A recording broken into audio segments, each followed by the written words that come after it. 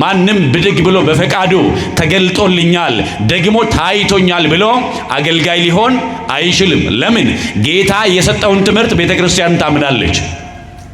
ለዚያ መጽሐፍ ምን ይላል? በሐዋርያትና በነቢያት መሰረት ላይ ምን ብላችኋል? ታንጻችኋል አለ።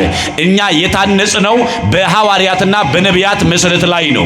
በሐዋርያትና በነቢያት መሰረት ላይ ያልታነጸ ስብስብ ቢኖር ያ የጌታ አይደለም። ያ ደግሞ ስብስብ የጌታ ህብረት ያለበት የጌታ መገኘት ያለበት ስብስብ አይደለም። ለምሳሌ ካህናት በሊቃነ ጳጳሳት ይሾሙና የማጥመቅ ስልጣን ይሰጣቸዋል። የማቆረብ ስልጣን ይሰጣቸዋል። ቢያቆርቡ ያ ቅዱስ ቁርባን እውነተኛ ይሆናል። ቢያጠምቁ ጥምቀቱ እውነተኛ ይሆናል። በማን በኩል ከተቀበሉ? በሊቃነ ጳጳሳት በኩል በቤተ ክርስቲያን በኩል ከተቀበሉ ማለት ነው። ያለበለዚያ ግን አጠምቃለሁ ቢሉ ጥምቀቱ ምን ይሆናል? መታጠብ ብቻ ይሆናል። ምን ሊሆን ግን አይችልም? ተቀባይነት ያለው ጥምቀት ሊሆን አይችልም። እኔ ጌታ ከገባኝ ጌታ ከበራልኝ አንድ ጊዜ ከተረዳው ምን ችግር አለው?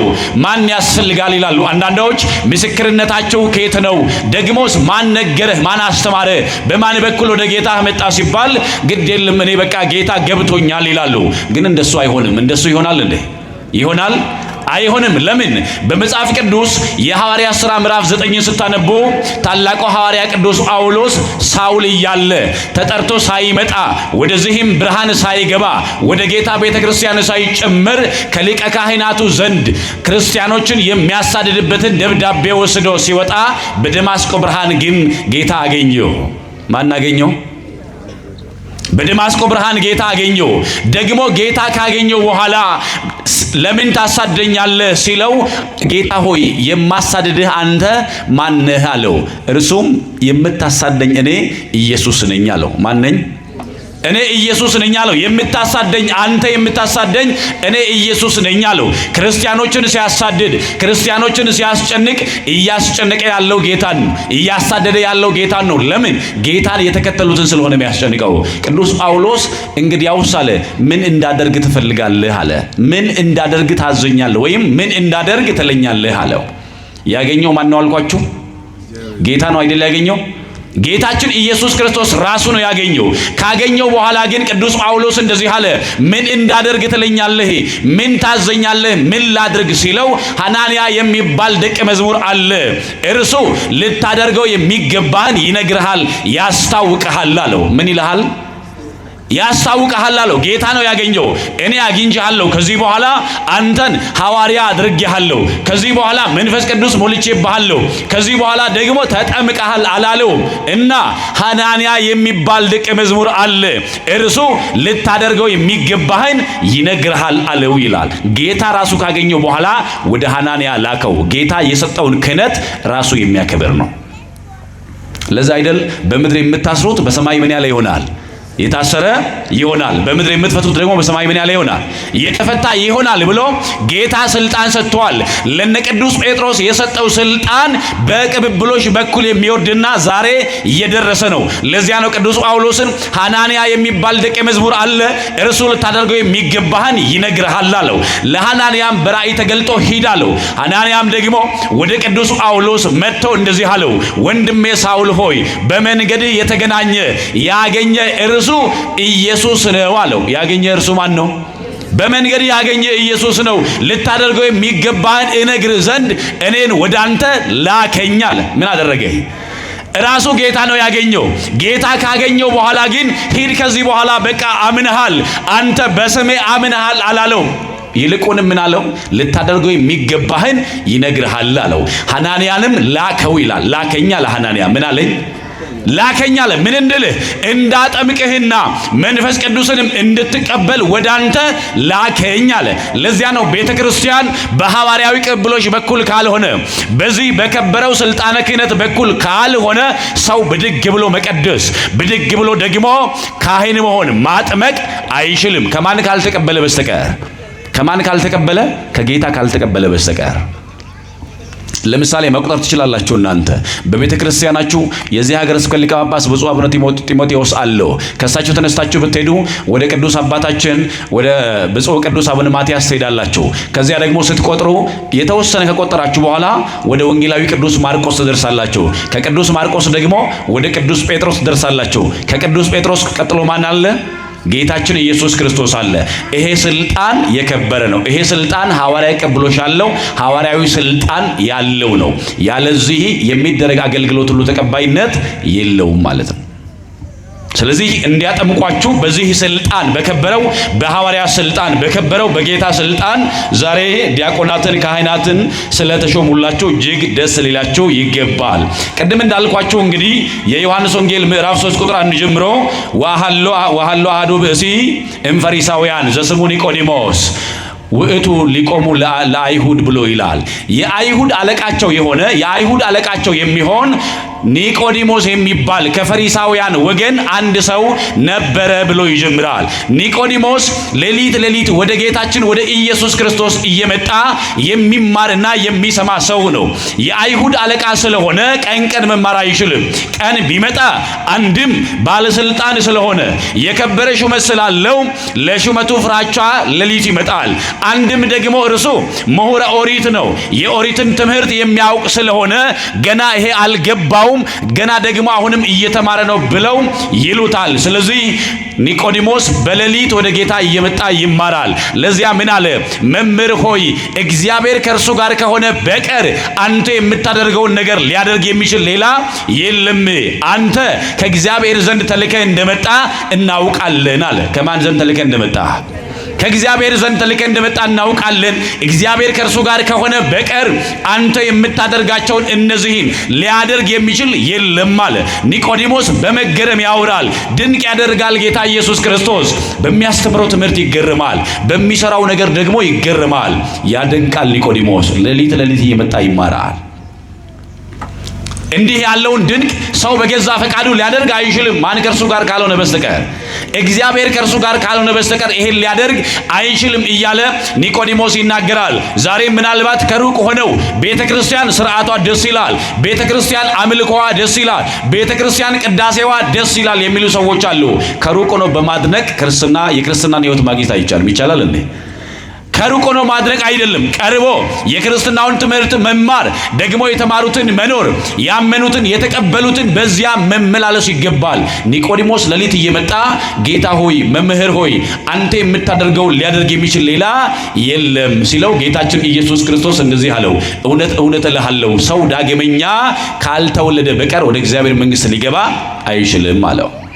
ኒቆዲሞስ አንተ ከእግዚአብሔር ዘንድ ተልከህ እንደመጣ እናውቃለን፣ ደግሞ አንተ የምታደርገውን እግዚአብሔር ከእርሱ ጋር ከሆነ በቀር ሊያደርግ የሚችል የለም ይለዋል። ጌታችን ግን ምን አለው? እውነት እልሃለሁ ሰው ዳግመኛ ካልተወለደ በቀር ወደ እግዚአብሔር መንግሥት ሊገባ አይችልም አለው።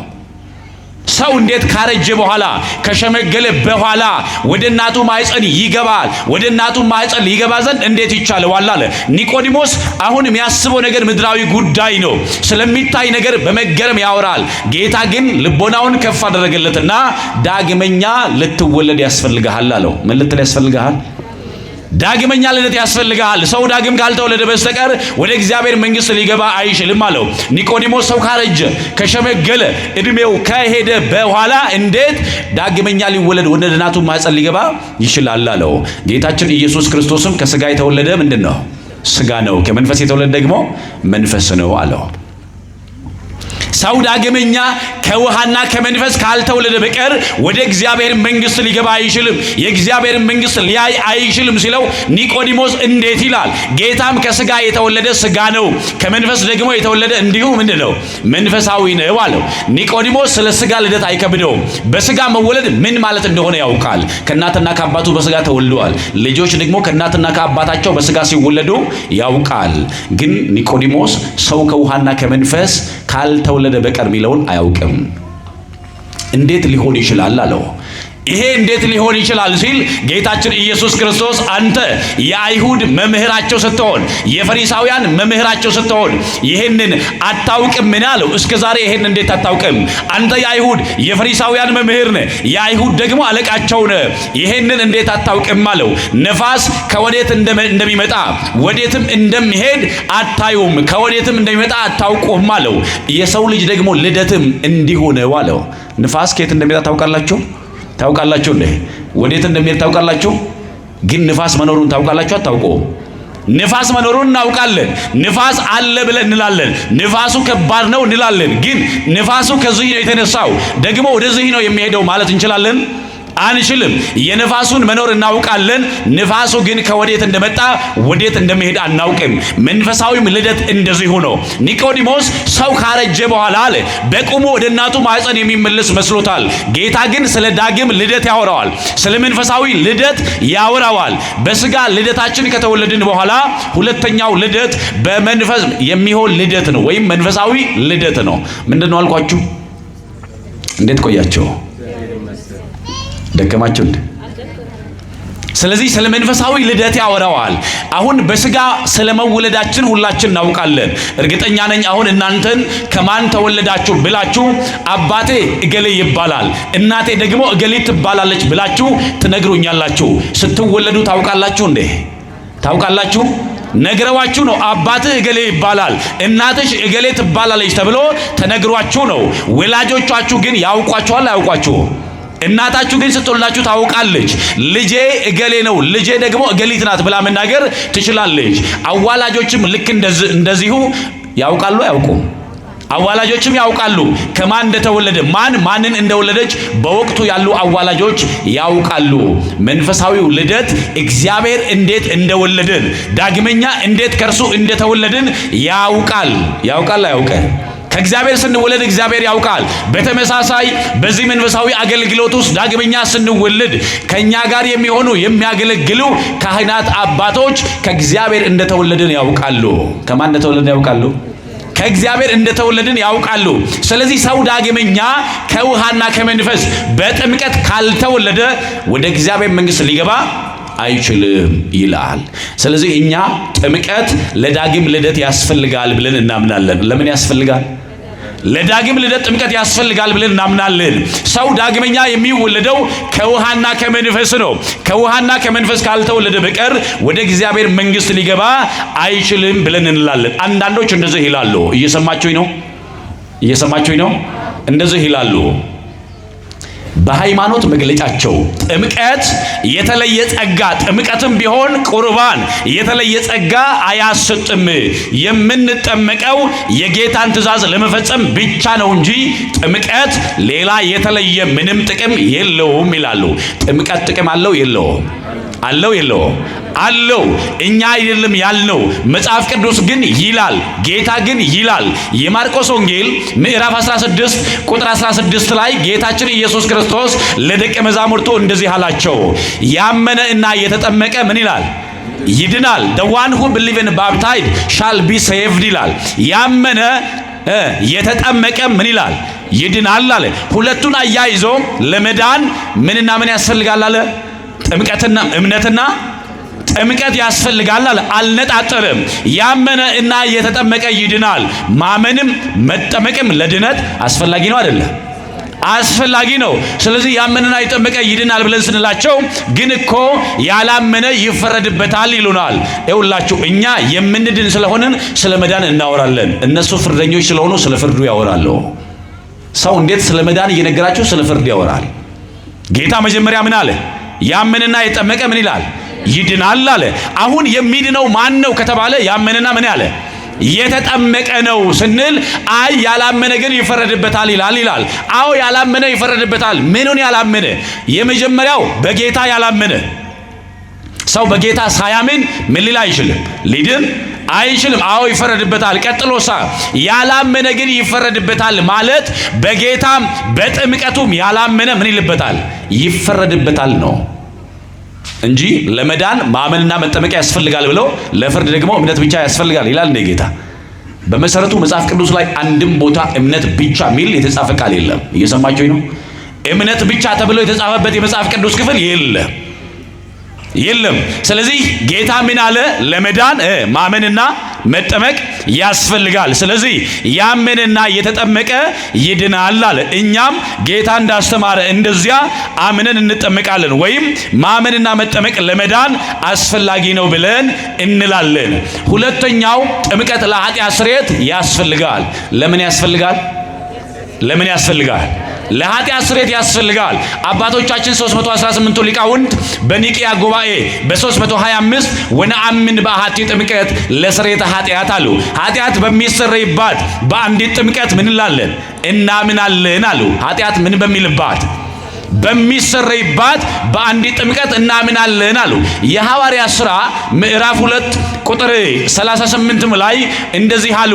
ቅዱስ ጴጥሮስ ካስተማራቸው ከሰበካቸው በኋላ በአካባቢው የነበሩት ሕዝቦች እንደዚህ አሉ፣ ወንድሞች ሆይ ምን እናድርግ አሏቸው። ወንድሞች ሆይ ምን እናድርግ ሲሉ ቅዱስ ጴጥሮስ እንደዚህ አላቸው፣ እያንዳንዳችሁ አለ ንስሐ ግቡ፣ ኃጢአታችሁ ይሰረይ ዘንድ እያንዳንዳችሁ በክርስቶስ ኢየሱስ ስም ተጠመቁ፣ የመንፈስ ቅዱስንም ስጦታ ትቀበላላችሁ አለ። በማን ስም ተጠመቁ? ንስሐ ግቡ፣ ኃጢአታችሁ ይሰረይ ዘንድ እያንዳንዳችሁ በኢየሱስ ክርስቶስ ስም ተጠመቁ አለ። ኃጢአታችሁ ይሰረይ ዘንድ በኢየሱስ ክርስቶስ ስም ምን በሉ? ተጠመቁ። ጥምቀት ለኃጢአት ስርየት ያስፈልጋል አያስፈልግም? እኛ አለው ወይስ መጽሐፍ ቅዱስ? ስለዚህ በግልጽ ቅዱስ ጴጥሮስ የኃጢአት ስርየት ትፈልጋላችሁ አለ። ለኃጢአታችሁ ስርየት ደግሞ እንዲሆን በጌታ በኢየሱስ ክርስቶስ ምን በሉ? ተጠመቁ አለ። ስለዚህ ጥምቀት ለኃጢአት ስርየት ምን ይላል? ያስፈልጋል። እሱ ብቻ አይደለም። በሐዋርያት ሥራ ምዕራፍ 16 ምዕራፍ 22 ቁጥር 16 ላይ እንደዚህ አለ። ምዕራፍ 22 ቁጥር 16 ቅዱስ አናንያ ወደ ቅዱስ ጳውሎስ ጌታ ከላከው በኋላ እንደዚህ አለው፣ አሁንስ ስለምን ትዘገያለህ አለው። ያገኘህ የጠራ እርሱ ጌታ ኢየሱስ ክርስቶስ ነው ብሎ ካስረዳው በኋላ አሁንስ ስለምን ትዘገያለህ አለው። አሁንስ ስለምን ትዘገያለህ? ቅድም እኮ ጌታን አግኝቷል ቅዱስ ጳውሎስ። ጌታን ካገኘ በኋላ ከጌታም ጋር ከተነጋገረ በኋላ ቅዱስ ጳውሎስ ድኗል ወይስ አልዳነም? ድኗል እንዴ? የኃጢአት ስርየት አግኝቷል? እንዴት ቆያችሁ? ቤት እንዳትሄዱ እሺ፣ አብረን ነው የምንሄደው ዛሬ። አልዳነም፣ የኃጢአት ስርየት አላገኘም፣ ግን ከጌታ ጋር ተገናኝቷል። ጌታ ራሱ አግኝቶታል። ግን እሳ ምን አላገኘም ከተባለ የኃጢአት ስርየት አላገኘም። ለዚያ ቅዱስ ጴጥሮስ ምን አለው? ሐናንያ እንግዲያውስ ስለምን ትዘገያለህ አለው። አሁንስ ስለምን ትዘገያለህ? ተነሳና ስሙን እየጠራ ተጠመቅ፣ ከኃጢአትህም ታጠብ አለው። አሁን ለምን ትዘገያለህ? ተነስ እና ቀጥሎ ደግሞ ስሙን እየጠራ ምን በል? ተጠመቅ፣ ከኃጢአትህም ታጠብ አለው። ጥምቀት ለኃጢአት ስርየት ያስፈልጋል። ቅዱስ ጳውሎስ በቃ ጌታን አግኝቻለሁ ብሎ አላቆመም። ምን አለ? ተጠመቀ። ምን እንዲያገኝ? የኃጢአት ስርየት እንዲያገኝ። ስለዚህ ጥምቀት ለኃጢአት ስርየት ያስፈልጋል አያስፈልግም? ያስፈልጋል። ሰው ካልተጠመቀ በስተቀር የኃጢአት ስርየትን ያገኛል? ግን ጥምቀት ለኃጢአት ስርየት ያስፈልጋል ስንል የኃጢአት ስርየት የሚገኘው በደሙ ነው፣ የኃጢአት ስርየት የሚገኘው በስሙ ነው ይሉናል። እኛ ጥምቀት ለኃጢአት ስርየት ያስፈልጋል ስንል ከጥምቀቱ ጌታን እንለየዋለን እንዴ? እንለየዋለን ወይ? ከጥምቀቱ ስሙን እንለያለን እንዴ? አንለይም። ስሙ ከሌለበትማ ጌታ ከሌለበትማ ጥምቀት ሳይሆን እርሱ ምንድን ነው? ሻወር ነው። ስለዚህ እኛ የምናጠምቀው በማን ስም ነው? በእርሱ ስም ነው። ስሙ ከሌለበትማ ጥምቀቱ ጥምቀት አይደለም። ጌታም እኮ በስሙ እንድናጠምቅ እንግዲህ ወደ አሕዛብ ሁሉ እየሄዳችሁ የነገርኳችሁን ሁሉ እያስተማሯቸዋቸው በአብ በወልድ በመንፈስ ቅዱስም እያጠመቃችሁ ደቀ መዛሙርቶች እንዲሆኑ አድርጓቸው አለ። በስሙ እያጠመቅን በአብ በወልድ ስም በመንፈስ ቅዱስም እያጠመቅን የኃጢአት ስርየት እንዲያገኙ ታደርጋለች እንጂ ቤተ ክርስቲያን ያለ ስሙ ታጠምቃለች እንዴ? ያለ ስሙ ታጠምቃለች? እኛ ደግሞ የጌታ የኢየሱስ ክርስቶስ ደም ከኃጢአት አያነጻም እንላለን እንዴ? ደሙ የኃጢአት ስርየት ያስገኛል አያስገኝም? ጌታንም ለይተን ደሙንም ለይተን አይደለም፣ ግን ጥምቀት ለኃጢአት ስርየት ያስፈልጋል ያለን በብሉይ ኪዳንም ቢሆን በነቢዩ ሕዝቅኤል በኩል ንጹሕ ውሃ እረጭባችኋለሁ እናንተም ከኃጢአታችሁ ትጠራላችሁ ያለው ጌታ ነው። ጥምቀትን የሰጠ ማን ነው? ጥምቀትን የሰጠ ማን ነው? ጌታችን ኢየሱስ ክርስቶስ ነው። ስለዚህ ጌታ እንደተናገረ እንደዚሁ ጥምቀት ለኃጢአት ስርየት ያስፈልጋል ብለን እናምናለን። ሌላው ጥምቀት፣ የመጀመሪያው ጥምቀት ለድህነት ያስፈልጋል። ሁለተኛው ጥምቀት ዳግመኛ ለመወለድ ያስፈልጋል። ሶስተኛው ጥምቀት ደግሞ ለኃጢአት ስርየት ያስፈልጋል። ቀጥሎ ጥምቀት ከጌታ ጋር አንድ ለመሆን ያስፈልጋል። ከማን ጋር አንድ ለመሆን? ከጌታ ጋር አንድ ለመሆን ያስፈልጋል። ሰው ከጌታ ጋር አንድ ሳይሆን ሊድን ይችላል? ሊድን ይችላል? ከጌታ ጋር አንድ ሳይሆን ከጌታ ጋር ሳይተባበር መንግስቱን ሊወርስ አይችልም። ለዚያ ከጌታ ጋር አንድ የምንሆንበት መሆኑን ቅዱስ ጳውሎስ እንደዚህ አለ። ሮሜ ምዕራፍ 6 ቁጥር 3 ላይ ወይስ ከክርስቶስ ኢየሱስ ጋር አንድ እንሆን ዘንድ የተጠመቅን ሁላችን ከሞቱ ጋር አንድ እንሆን ዘንድ እንደተጠመቅን አታውቁምን አለ። ሁላችን አለ ከክርስቶስ ኢየሱስ ጋር አንድ እንሆን ዘንድ የተጠመቅን አለ። ከማን ጋር አንድ እንሆን ዘንድ? ከማን ጋር? ከጌታ ከኢየሱስ ክርስቶስ ጋር ስንት እንሆን ዘንድ? አንድ እንሆን ዘንድ አለ። ከጌታ ጋር አንድ የሆን ነው ከኢየሱስ ክርስቶስ ጋር ህብረት ያለን በሞቱና በትንሣኤው ከእርሱ ጋር የተባበርነው በጥምቀት ነው። ሰው ሳይጠመቅ ከጌታ ጋር አንድ ሊሆን አይችልም። ይችላል እንዴ? አይችልም። ስለዚህ ሰው አምኖ በመጠመቅ ከጌታ ጋር ስንት ይሆናል? አንድ ይሆናል፣ ህብረት ያደርጋል። አይ ታዲያ ሕፃናት መቼ ያምናሉ? ሕፃናትን ለምን ታጠምቃላችሁ ይሉናል። ሕፃናትን የምናጠምቃቸው ይውላችሁ የመጀመሪያው ነገር አያምኑም አይባልም። የማመን ፕሮባቢሊቲ አላቸው፣ ሊያምኑ ይችላሉ። ለምን? እኛ እንደነ ኦገስቲን ዳምኔትድ ማስ ወይም ማሳ ዳምናታ ቶታል ዲፕሪቬቲን አንቀበልም። ወይም ሰው ሙሉ ለሙሉ ሞቷል ታቡላ ራሳ ነው ብለን ወይም ነጭ ወረቀት ብቻ ነው ብለን አናምነ። እግዚአብሔር ከእውቀት ጋር ነው ሰውን የፈጠረው ወይም ከማወቅ አቅም ጋር ነው እግዚአብሔር ሰውን የፈጠረው። ግን ሕፃናት ቢጠመቁ ከመጽሐፍ ቅዱስ ጋር ይጋጫል? ይጋጫል እንዴ? አይጋጭም። ሕፃናትን አሁን እናጠምቃለን። ለምን? በቤት ያሉ ሕፃናት በወላጆቻቸው እምነት በኩል ይጠመቃሉ። ይሄንን በእርግጥ የቀደሙት ሐዋርያና አበው ይናገራሉ። በወላጆቻቸው በኩል እነሱ ኮንፌስ ማድረግ ከቻሉ መልካም፣ እነሱ ካልቻሉ ግን በወላጆቻቸው እምነት በኩል ይጠመቃሉ አለ ቅዱስ መጽሐፍም። በሐዋርያ ሥራ ምዕራፍ 16 ላይ የሁለት ቤተሰብ ታሪክ እናገኛለን። እነዚህ ቤተሰቦች አንዷ ሊዲያ ናት፣ ሁለተኛው ደግሞ የወይን ቤቱ ጠባቂ ነው። እነዚህ ቤተሰቦች በጌታ በኢየሱስ ክርስቶስ አመኑ፣ ቤተሰቦቻቸውም ተጠመቁ ይላል መጽሐፍ ቅዱስ። በቤተሰብ ውስጥ አባት ብቻ ነው ያለው እንዴ? ቤተሰብ ውስጥ አባት ብቻ ነው ያለው? እናት ብቻ ነው ያለችው? ቤተሰብ ውስጥ ትላልቆችም አሉ፣ ደግሞ ልጆችም አሉ፣ ሕፃናትም ሊኖሩ ይችላሉ። አይችሉም? ቤተሰብ ሲጠመቅ እናንተ ሕፃናት ተቀመጡ ይባላሉ እንዴ? አይባሉም። ጌታ ራሱ ምን ብለዋል? ሕፃናትን ወደ እኔ መጡ ዘንድ ምን አትበሏቸው? አትከልክሏቸው አለ። ከጌታ ጋር አንድ ሳይሆኑ ወደ ጌታ መሄድ ይችላሉ? አይችሉም። ስለዚህ ጌታ ራሱ ሕፃናት ወደ እኔ መጡ ዘንድ ምን አትበሏቸው? አትከልክሏቸው ብለዋል። ግን መጽሐፍ ቅዱሳዊ መሰረት አላት ቤተክርስቲያን። እንደው ዝም ብላ ቤተክርስቲያን ደስ ሲመቸኝ ብላ በግል ሐሳብ የተመሰረተ ነገር የለንም። ኢንዲቪጁዋል ቶት ወይም ግለሰባዊ ምልከታ የለንም። እኔ ሲመስለኝ ብሎ ትምህርት የለንም። ሁላችን የቤተክርስቲያን አገልጋዮች ተገናኝተን ካወራን በትምህርታችን አንድ አይነት ትምህርት ነው ያለን። ለምን? የግለሰብ ትምህርት ሳይሆን የኛ ትምህርት የጌታ ትምህርት ነው። የማን ትምህርት ነው? የጌታ ትምህርት ነው። ሕፃናትን የምናጠምቀው መቼና መቼ ነው? ወንዶችን በስንት ቀናቸው? ሴቶችን ደግሞ ስንት ቀናቸው? መጽሐፍ ቅዱሳዊ መሰረት አለን የለን? አለን። ኦሪት ዘሌዋውያን ምዕራፍ 12 ቁጥር 1 ላይ ሙሴ ለእግዚአብሔር እንደዚህ አለው፣ ሴት ልጅ ብታረግዝ አለ፣ ወንድ ልጅም ብትወልድ አለ፣ እስከ 7 ቀን ድረስ የረከሰች ናት አለ። ስንት ቀን ድረስ? ምን ብትወልድ? ወንድ ልጅ ብትወልድ እስከ 7 ቀን ድረስ የረከሰች ናት አለ። የመንጻቷ ወራት እስኪፈጸም ድረስ ለ33 ቀን ያህል የረከሰች ናት። የተቀደሰውንም ነገር አትንካ አለ። ለስንት ቀን ያህል? ለ33 ቀን አለ። 33 እና 7 ስንት ይሆናል? ድምር ላይ እንዴት ናቸው? 40 ይሆናል አይደል? ምን ብትወልድ አለ? ወንድ ልጅ ብትወልድ አለ። ደግሞ ቁጥር 5 ላይ ሴት ልጅ ብታረግዝ ሴት ልጅም ደግሞ ብትወልድ ለ14 ቀን ወይም ለ2 ሳምንት ያህል የረከሰች ናት አለ። ለስንት ቀን ያህል? ለ14 ቀን አለ። የመንጻቷ ወራት እስኪፈጸም ለ66 ቀን የተቀደሰውን አትንካ አለ። ለስንት ቀን? ለ66 ቀን አለ። 66 እና 14 ስንት ነው? 80። ምን ብታረግዝ አለ? ደግሞ ምን ብትወልድ አለ? ሴት ብትወልድ አለ። ሴት ብትወልድ ለስንት ቀን ያህል? ስለዚህ በዚያም ዘመን ሙሴ ወደ መቅደሱ ወይም ወደ ቅድስተ ቅዱሳን ወደ ማደሪያው ድንኳን ዋኖስና እርግቦችን ይዘው ለመሰዋት እናት መምጣት የምትችለው ወንድ ከወለደች በስንት ቀኗ ነው? በ40 ቀኗ፣ ሴት ደግሞ ከወለደች በስንት ቀን? በ80 ቀን። ይሄንን መጽሐፍ ቅዱሳዊ መሰረት የብሉይ ኪዳኑን ስርዓት መሰረት አድርጋ ቤተክርስቲያን ወንድ በ40 ሴት ደግሞ በ80 ታጠምቃለች። ግን ይሄ በቤት ለተወለዱት ነው። በቤት ያልተወለደ ግን ሌላ ስፍራ ላይ ከሌላ ሃይማኖት የነበረ ሰው ስናገኝ ግን እናጠምቀዋለን ወይስ እናስተምረዋለን? እናስተምረዋለን። ትምህርቱን ነግረን ጌታችን ኢየሱስ ክርስቶስ ከሰማየ ሰማያት እንደወረደ ከድንግል ማርያም እንደተወለደ ስለ ሁላችን በደል በመስቀል ላይ እንደሞተ ሞትን ድል አድርጎ እንደተነሳ ወደ ሰማያት እንደወጣ በአባቱም ቀኝ እንደተቀመጠ ነግረን አስተምረን አሁን አምናለሁ ሲል እናጠምቀዋለን። በ10 ዓመት እናጠምቃለን፣ በ20 ዓመት እናጠምቃለን፣ በ40 ዓመት እናጠምቃለን። በቤት የተወለደው ልጅ ግን በ40 እና በ80 ምን ላለን? እናጠምቃለን። ከዚያ ትምህርት እያስተማር ነው ምን ይላል? ያድጋል። አይ ሕፃናት መጠመቅ የለባቸውም ይሉናል። በስንት ዓመታቸው ይጠመቀው?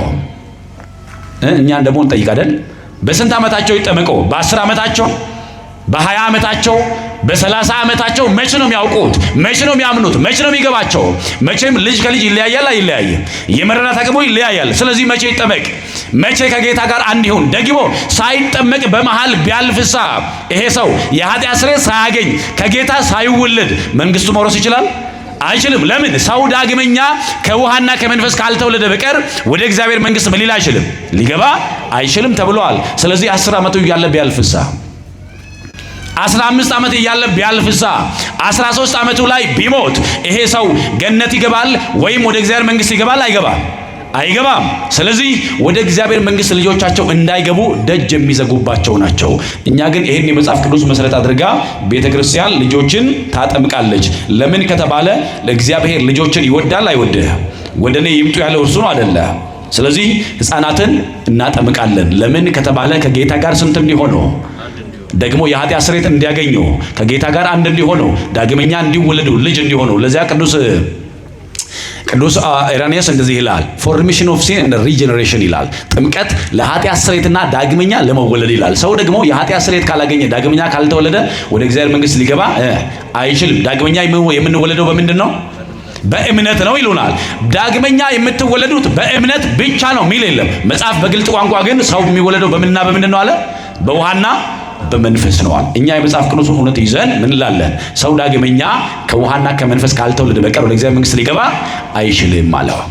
ምስክርነታችንን አትቀበሉ፣ ምስክርነታችን ግን እውነት ነው ብሎ ጌታችን ኢየሱስ ክርስቶስ ለኒቆዲሞስ ይነግረዋል። የእግዚአብሔር ልጆች ኒቆዲሞስ በሌሊት መጥቶ የተማረ በቀን ግን የመሰከረ ነው።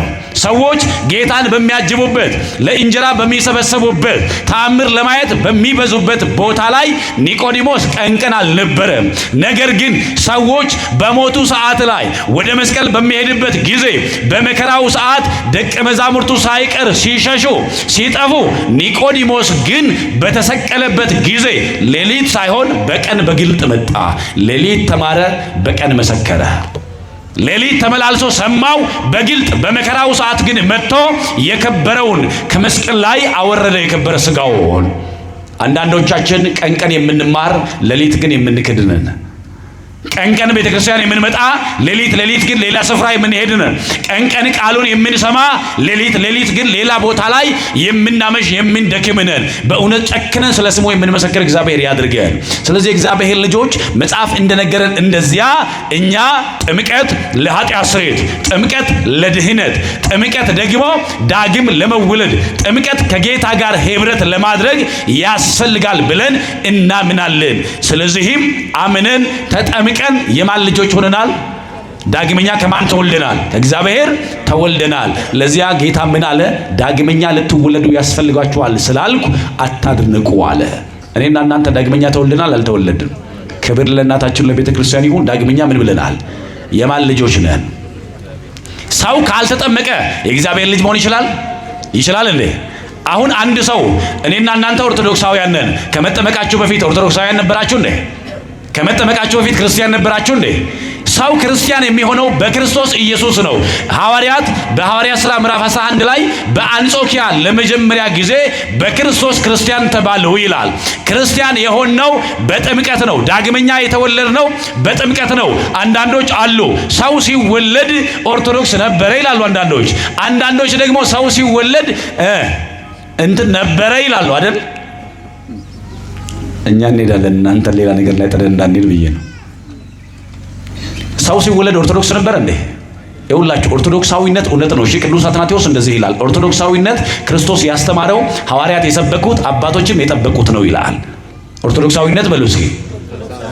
አረ ድምጻቸው አይሰማም። ኦርቶዶክሳዊነት ክርስቶስ ያስተማረው ሐዋርያት የሰበኩት አባቶች የጠበቁት ነው። ስለዚህ ኦርቶዶክሳውያንን አውኛ እና በጌታ ትምህርት የምናምን በሐዋርያት ስብከት ያምንን በአባቶች ደግሞ ሃይማኖት የጸናንን። ስለዚህ ኦርቶዶክሳዊንን ስንል በክርስቶስ ኢየሱስ አምነን ስንጠመቅ ነው። ምን ይሆን ነው? ክርስቲያን ወይንም ኦርቶዶክስ የሆነው ልጅ። አንዳንዶች ግትር ብለው የሚከራከሩ አሉ። አዳም ራሱ ኦርቶዶክስ ነበር የሚሉ አሉ። አዳም ኦርቶዶክስ ነበር እንዴ? የእግዚአብሔር ልጅ ነው። አዎ፣ ግን ክርስቲያን የሆነው ክርስትና የጀመረው በጌታችን በኢየሱስ ክርስቶስ ነው አይደል? ነው አይደለም? ክርስትና ከዛ በፊት ነበር እንዴ? ልክ ነው። አዲስ ኪዳን በብሉይ ኪዳን ማህፀን ውስጥ ነበረች። the new testament revealed in the old testament, the old testament revealed in the new testament ይላሉ የነገረ መለኮት ልሂቃን። አዲስ ኪዳን በብሉይ ኪዳን ማህፀን ነበረች፣ ብሉይ ኪዳን በሐዲስ ኪዳን ተገለጠች ይላሉ። ግን አዲስ ኪዳን ሳትገለጥ በብሉይ ኪዳን ማህፀን ነበረች። ክርስቲያኖች የሆነው ክርስቲያን የተባለው በጌታ በኢየሱስ ክርስቶስ በማመን ነው። ከዚያ በፊትማ ክርስቲያኖች ነበር እንዴ? ዛሬም እኮ በእግዚአብሔር የሚያምኑ በእግዚአብሔር አንድነት የሚያምኑ አይሁዳውያን አለው። ግን ክርስቲያን ናቸው እንዴ? ክርስቲያን ናቸው አይደሉም። እግዚአብሔር አምላካችን አንድ ነው ብለው ያምናሉ፣ ግን ክርስቲያን አይደሉም። ለምን? በኢየሱስ ክርስቶስ አምነው ስላልተጠመቁ። እኔና እናንተ በስሙ አምነን የተጠመቅን የእግዚአብሔር ልጆች ክርስቲያኖች ነን። ስለዚህ ሰው አምኖ ሳይጠመቅ ክርስቲያን ሊሆን አይችልም። አምነን ስንጠመቅ። ለዚያ እኮ ነው ጥምቀትን አጽንኦት የምንሰጠው። እንደው ከዚያ በፊት ክርስቲያን ከሆንማ፣ ከዚያ በፊት ኦርቶዶክሳዊ ከሆንማ ጥምቀቱ ለምን ያስፈልገናል? ስርዓት ለመፈጸም ነው እንዴ? እንደሌሎቹ ስርዓት ለመፈጸም አይደለም። ሰው ሳይጠመቅ ወደዚህ መቅደስ መግባት ይችላል? እንኳን ሳይጠመቅ በሃይማኖት ሳይጸናም እኮ መሀል ላይ ጻኡ ነው ክርስቲያን ይባላል አይደል? ለምን? ምስጢራትን ለመካፈል ስላልበቃ ማለት ነው። ስለዚህ ከመጠመቃችን በፊት ኦርቶዶክሳውያን ክርስቲያኖችም አልነበርንም። እግዚአብሔር ረድቶን ግን እኛ በጌታ ትምህርት አምነን በሐዋርያት ስብከት አምነን ተጠምቀን የእግዚአብሔር ልጆች ሆነናል። በዚህ እምነት በዚህም ትምህርት ጸንተን ዘላለም እንድንኖር እግዚአብሔር አምላካችን በቸርነቱ ሁላችንም ይርዳን። ተሰብስበው ነበር ተበተኑ፣ ቀርበው ነበር ራቆ፣ አምነው ነበር ካዱ፣ ዘምረው ነበር ዘፈኑ ከመባል እግዚአብሔር አምላክ በቸርነቱ ሁላችንም ይሰውረን፣ ይቆየን።